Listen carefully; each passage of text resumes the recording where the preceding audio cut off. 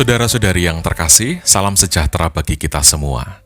Selamat jumpa kembali dalam renungan percikan hati hari ini, Sabda dari Hati untuk Dunia yang Baru.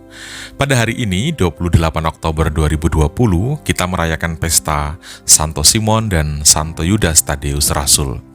Catatan tentang dua Rasul Yesus ini dapat kita baca dalam Kisah Santo Santa atau dalam buku renungan percikan hati di hari ini. Melalui tayangan singkat ini, saya ingin berbagi sekaligus mengajak Anda semua untuk merenungkan kisah Injil perihal Yesus yang menetapkan 12 rasulnya.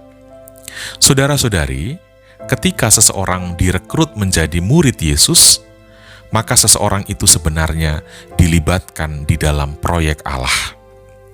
Artinya, ada kepercayaan besar yang diletakkan oleh Yesus, yang diletakkan oleh Allah di dalam diri orang tersebut.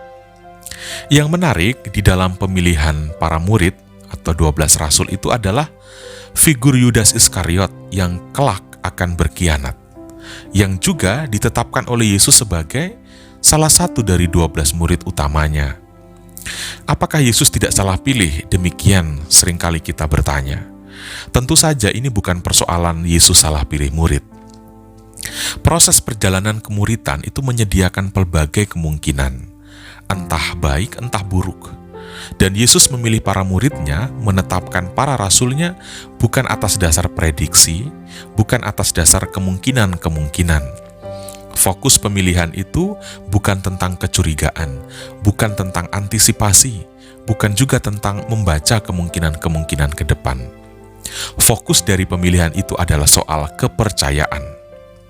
Kepercayaan dan cinta Yesus itu jauh melampaui prediksi, jauh melampaui asumsi atas kemungkinan-kemungkinan di kemudian hari.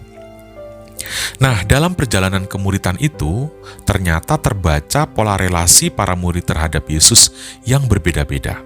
Ada yang begitu dekat, seperti Petrus, Yakobus, dan Yohanes yang sering disebut. Dan ada juga yang biasa-biasa saja. Jarak relasi itu menentukan tingkat pengenalan.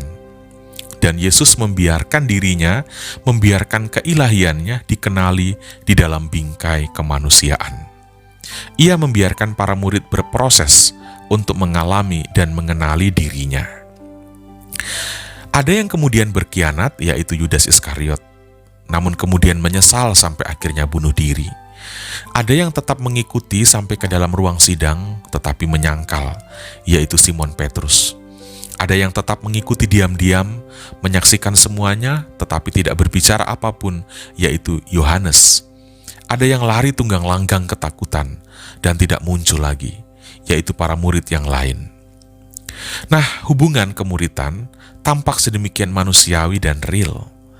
Tetapi saudara-saudari, melalui peristiwa kebangkitannya, Yesus kemudian menarik seluruh pengalaman yang sangat manusiawi itu di dalam bingkai yang berbeda. Dan sampai akhirnya kita di hari ini memiliki perspektif baru untuk mengenal bagaimana relasi Allah terhadap kita manusia dan bagaimana nyatanya relasi kita manusia terhadap Allah. Melalui pengalaman kemuritan 12 rasul itu, kita di hari ini bisa mengevaluasi gelagat kemuritan kita masing-masing. Tanpa para rasul, sampai hari ini kita tidak akan pernah tahu bagaimana semestinya kita membangun relasi dengan Dia yang ilahi. Selain mensyukuri anugerah iman yang tentu kita warisi dari para rasul, kita pun diajak sekali lagi untuk mengevaluasi kualitas hubungan kita dengan Yesus Kristus. Sebenarnya kita ada pada posisi seperti apa sekarang?